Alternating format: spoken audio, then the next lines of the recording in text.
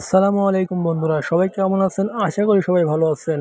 Doctor Zakir Naik স্যারকে এই বোনটি একটি প্রশ্ন করেছে। ডক্টর জাকির নায়েক সেই প্রশ্নের উত্তর কিভাবে কোরআন থেকে দিল, সবাই সম্পূর্ণ ভিডিও দেখুন এবং চ্যানেলটি সাবস্ক্রাইব করুন নতুন নতুন ভিডিও পাওয়ার জন্য। সবাই বলে কোনো ধর্মই খারাপ কথা বলে না, কিন্তু মুসলিমরা কেন অন্য ধর্মের লোকদের ইসলাম গ্রহণ করতে বলে? বোন, আপনি বললেন সব ধর্মে ভালো সব কথা থাকে, কিন্তু মুসলিমরা আমাকে ইসলাম গ্রহণ করতে বলে কেন? অন্য যেসব ধর্ম আছে সেগুলো যা বলে তার বেশিরভাগ কথাই ভালো। তবে ইসলাম ভালো কথা বলার পাশাপাশি আপনাকে দেখাবে কিভাবে সেটা অর্জন করতে হয়।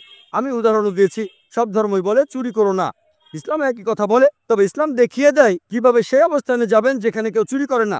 জাকাত দেন, সাহায্য করেন, এরপর কেউ চুরি করলে তার হাত কেটে ফেলেন, তাহলে চুরি করা বন্ধ হয়ে যাবে, কোনো অপরাধ থাকবে না। এজন্যই আমি বলেছিলাম যে ইসলাম ভালো কথা বলার পাশাপাশি আপনাকে দেখিয়ে দেবে কিভাবে সেটা অর্জন করতে হয়। যদি সর্বশক্তিমান আল্লাহ যে কোনো কিছুই তৈরি করতে পারেন, কেন তার সমস্ত পৃথিবী তৈরি করতে 6 দিন লাগলো?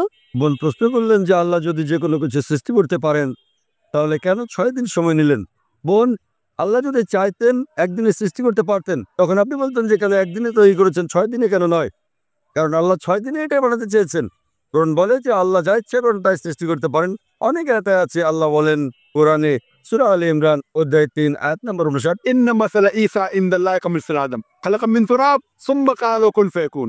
আল্লাহ আদম আলাইহিস সালামকে সৃষ্টি করেছেন যেমন তিনি যীশু খ্রিস্টকে সৃষ্টি করেছেন ধুলো থেকে, তিনি বলেন হও আর তা হয়ে যায়। তো আল্লাহ যখন কিছু সৃষ্টি করতে চান তিনি বলেন হওয়ার হয়ে যায়, তিনি ইচ্ছে করলেই এটা হয়ে যায়।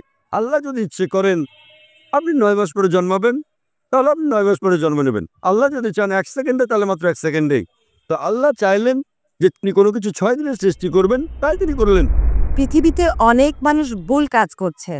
আমার ভাবতে খুব অবাক লাগে, এতগুলো মানুষ দোজখে যাবে। তিনি অবাক হচ্ছেন এতগুলো মানুষ কিভাবে দোজখে যাবে। আমাদের এই জীবনটা হলো পরীক্ষা। আপনারা যদি ভালো করে দেখেন যে নিচু গ্রেডের পরীক্ষাগুলোতে বেশিরভাগ ছাত্র পাশ করে, তবে উপরের লেভেলে গেলে সেখানে পাশ করাটা কঠিন।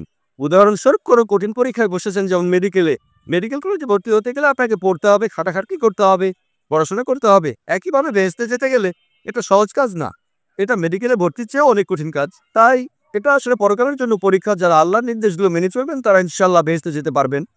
আশা করি বলুন।